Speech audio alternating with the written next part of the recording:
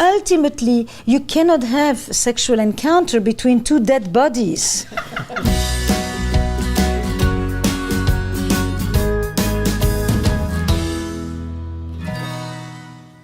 So what are some of the biggest barriers to sexual intimacy for couples? Well, for me, there are really a couple of them, and one of the biggest problems is they couples take sex and kind of stick it over here by itself, and they don't recognize it as just one piece of a bigger intimacy puzzle. That it's not just sexual intimacy, it's emotional intimacy, it's intellectual intimacy, it's intimacy outside of the bedroom, not just inside of the bedroom.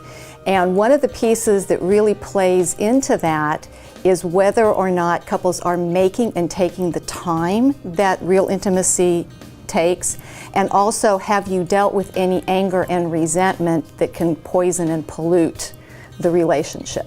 Well, that's great. So we're talking once again about communication.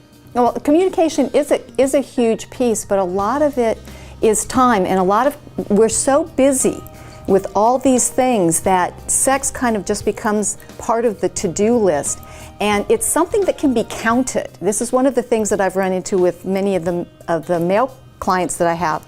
They talk about the quantity. When was the last time? How many times? It's something that you can actually check off. And then they're focusing on that, and their wives don't necessarily understand that what they're really asking for is to be connected. Time is not a quantity. Time means intentionality, willfulness, consciousness.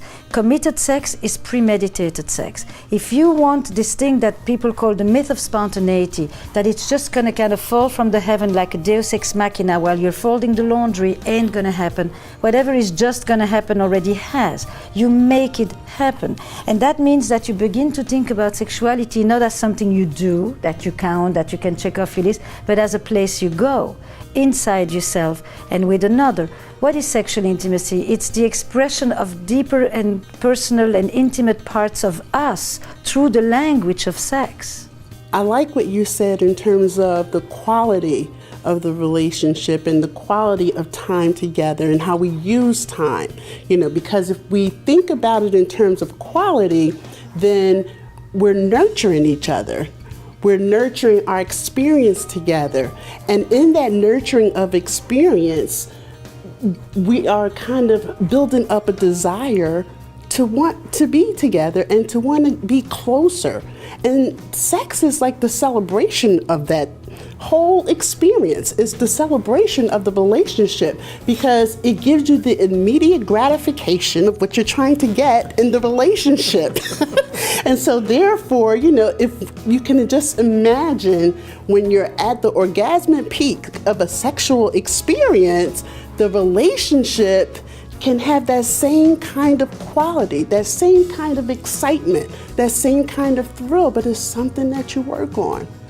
So we're talking about breaking the myth of accidental love, right? You said spontaneity, the myth of spontaneity, that it's just supposed to happen and that we can't be purposeful or intentional, and in some way that having purpose and intention takes away the romance, takes away the excitement. The happiest, I think, most satisfied couples understand that there is an intention, that it does take work, and that it's something that builds over time and is not just that amazing final moment, but a bigger picture, just as you were saying, Cynthia.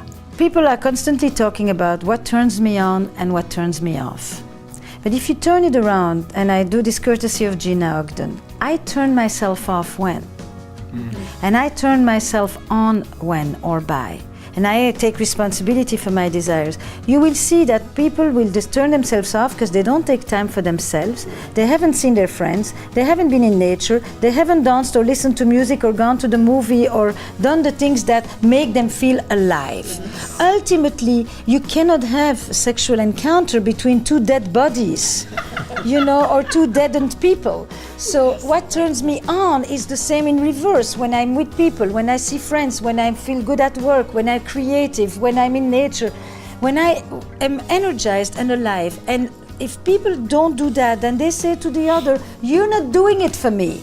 You're just not turning me on. Well, excuse me. And they can do all kinds of things, but if there's nobody there at the reception desk, Ain't gonna happen. So what we're talking about is really taking responsibility for your own sexuality, your own interest in relationship, and not really relying on your partner to read your mind and know how to turn you on all the time. And I think then we can really have great sexual intimacy. We can all get paid, right? Yes, I love that.